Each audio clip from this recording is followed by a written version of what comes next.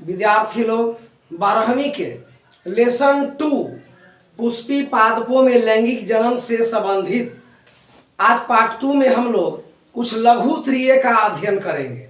परीक्षा के लिए काफ़ी उपयोगी है और बहुत ही इजी तरीके से समझ लेना है कि 2 अंक 3 अंक के परीक्षा में पूछता है लघु प्रश्न। अब इनसे ऑब्जेक्टिव आप स्वयं ही निकाल सकते हैं। जैसे यहाँ देखिए पहला क्वेश्चन में क्या लिखा हुआ है, पराग कणों की जीवन क्षमता तथा भंडारण। पराग कण नर युग्मक के रूप है, यानी कहने का अर्थ है कि पराग कण भिन्न भिन्न वनस्पतियों में इनका परागण करने की प्रक्रम क्षमता अलग अलग होती है। इनका जीवन काल भी होता है। जैसे धान गेहूं है घास कुल में आते हैं, तो इनका जो है पराग कण का लाइफ यानी लाइफ जो है आधे घंटा का होता है घास कुल वाले में। सूरजमुखी जैसे झाड़ी वाले क्षेत्र में या झाड़ी से नीचे कहीं कुछ पौधे वाले क्षेत्र में इनको परागकण का एज जो होता है वह अधिकतम 3 घंटे का होता है। कुछ लताएं या फिर बड़े बड़े झाड़ियां उसमें आपको 3 घंटे से लेकर आगे बढ़ कर के 3 महीने तक, 1 महीना से 3 महीना तक रहता है। ऊंच कुल की वनस्पतियां बड़े बड़े में ये 6 महीने तक परागकण की परागण करने की क्षमता होती है। इसे कहते हैं परागकणों की जीवन क्षमता, यानी वर्तिकाग्र पर जाकर अंकुर कर अंडाशय में आकर निषेचन करने की क्षमता को परागकण की क्षमता यानी उसे जीवित रहने की मानी गई उपलब्धि, उसी को जीवन क्षमता बोलते हैं। भंडारण में है कि परागकण को हम काफी समय तक तो अथाह समय तक तो नहीं रख सकते, लेकिन हम लोग -196 डिग्री सी -196 डिग्री सी यहाँ लिख सकते हैं -196 डिग्री -196 डिग्री सी तक हम इसको रख सकते हैं। -196 डिग्री सी तक सी में इसको हम सुरक्षित रख सकते हैं। लिक्विड नाइट्रोजन या थोड़ा सा टिश्यू कल्चर हो तो यह ज़्यादा जीवित अधिक समय तक रह सकता है। ऐसा नहीं कि अमर हो सकता है, अमर रहने की प्रावधान पृथ्वी पर किसी को नहीं है, लेकिन कुछ समय तक ज़्यादा सुरक्षित रह सकता है -196 डिग्री सी और लिक्विड नाइट्रोजन की उपस्थिति में। यह है परागकणों की जीवन क्षमता तथा भंडारण। इस तरह से परागकण के भंडारण को या उसके भंडार के गृह को पोलेन बैंक भी कहते हैं। पोलेनोलॉजी में परागकण का अध्ययन होता है, हम बता चुके हैं इसके पहले वाले पाठ में। नंबर 2 स्वपरागण तथा परपरागण, यानी कोई 2 पौधा दिया गया, जाति एक होना चाहिए। अगर किसी पौधे के में कई फूल हैं, सब द्विलिंगी हैं, यानी स्त्री केसर पुंकेसर दोनों में हो, तो एक फूल का जो है परागकण दूसरे फूल तक आ जाए या अपने ही फूल का परागकण अपने ही वर्तिकाग्र पर चला आए, लेकिन वे फूल एक ही पौधा में लगा हो तो स्वपरागण होता है। जैसे देखिए ये 2 पौधा दिया गया है, एक फूल का परागकण दूसरे फूल के वर्तिकाग्र पर या एक ही फूल का परागकण उसी के वर्तिकाग्र पर, पहली और दोनों स्थिति पहली और दूसरी, ये आपको परपरागण नहीं स्वपरागण हुए। लेकिन एक पौधा का परागकण दूसरे पौधे के पुष्प के परागकण तक चला जाए तो ये परपरागण हुआ।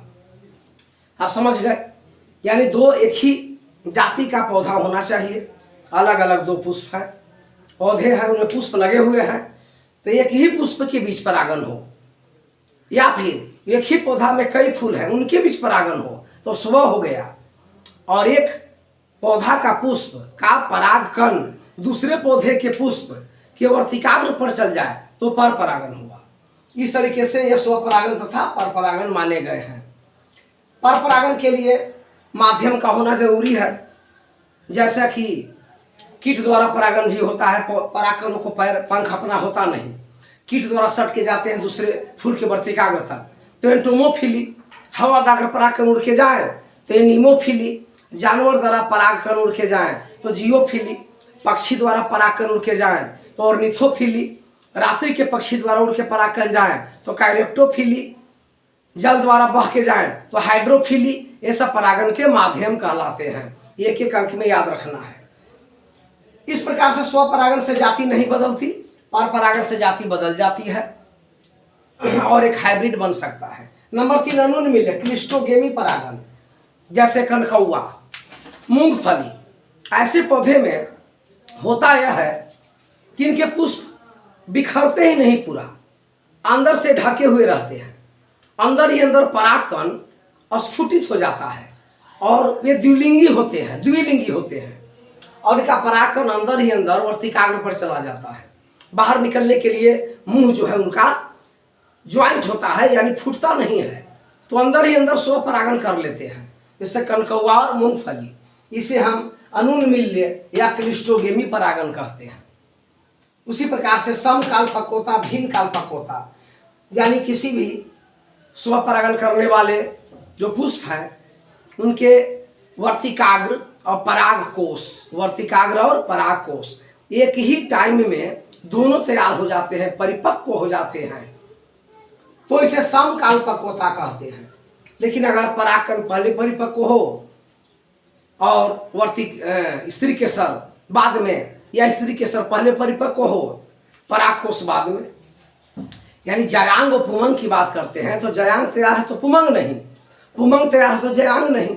भिन्न भिन्न समय में एडल्ट यानी परिपक्व होते हैं, उसे हम कहते हैं भिन्न काल पक्वता, डाइकोगेमी या हेट्रोगेमी, और समकाल पक्वता को होमोगेमी कहते हैं। इसी प्रकार से विषमवर्तिकात्व, हेट्रोस्टाइली, इसमें क्या होता है कि वर्तिका यानी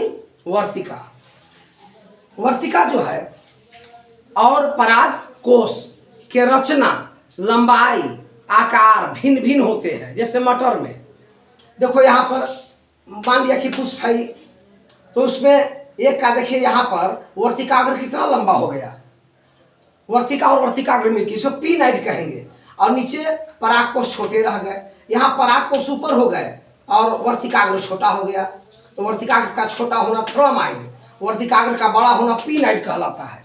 तो रचना और लंबाई की दृष्टि से ये क्या होते हैं, अलग अलग हो गए, यानी इनमें परागण बड़ा असंभव टाइप का हो जाता है। इसे हम कहते हैं विषम वर्तिकाग्र, और पी नाइट में वर्तिकाग्र लंबा, परागकोश छोटा। थ्रामाइड में वर्तिकाग्र छोटा और परागकोश लंबा। इन दोनों स्थिति को हम प्राइमूला बोलते हैं, प्राइमूला। तो ये मटर जैसे वनस्पतियों में पाए जाते हैं, इनको हम विषम वर्तिकात्व कहते हैं, हेट्रोस्टाइली। ये सब 2-2, 3-3 अंक के सवाल में आते हैं, और पढ़िए, समझिए, याद कर लीजिए, वहाँ लिखा जाएगा आराम से। अब अगले वीडियो में फिर मिलेंगे। धन्यवाद। लाइक और सब्सक्राइब करते रहिए और हमसे जुड़े हुए रहिए। धन्यवाद।